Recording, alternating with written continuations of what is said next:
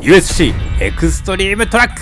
本日は巨大レゴブロックとペットボトルで作ったコースに20台のプラレールが挑戦。1番手はスペンサー。早っ。ヒロはどうだ。ヘンリー、ディーゼル10先に進んでくれない。5番手はジェームス。お、いった。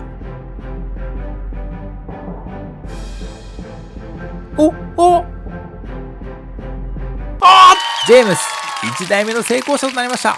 続いてレベッカ。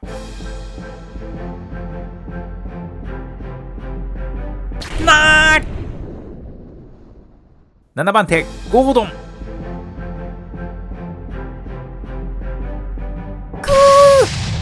ゴーゴーパッシーはどうだ。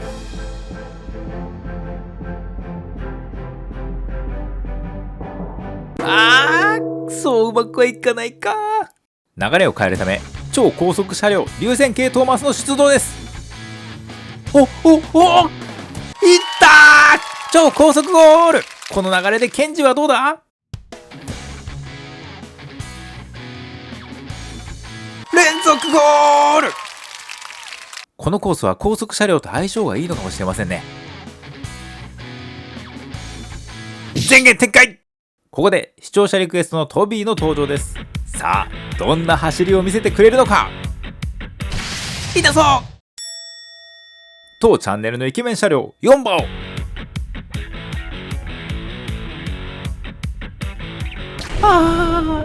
バトルロワイヤルと最速牽引王決定戦の2冠を持つ55ディーゼルならどうだ。止まった。いや動いた。いや止まった。レスキュー車両はアクロも得意なはず。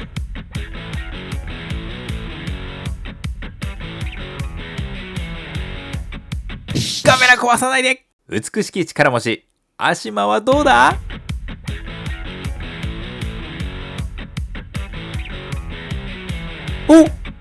いったー。アシマゴールイン。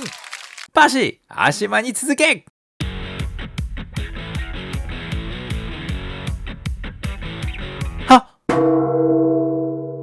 トーマスはどうでしょう。止まるか。いやなんとか進んでる。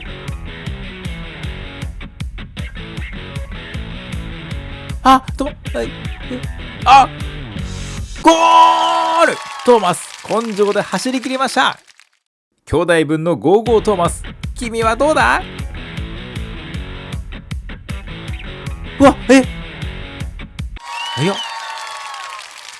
さあ次で最後の車両です。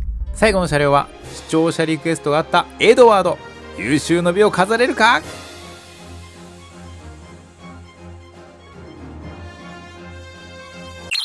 カメラ目線で停止。ということで今回の成功車両はこちらの6台となります。今回登場した車両は概要欄のリンクより購入できますのでよろしければご覧ください。それではまた次回の USC で。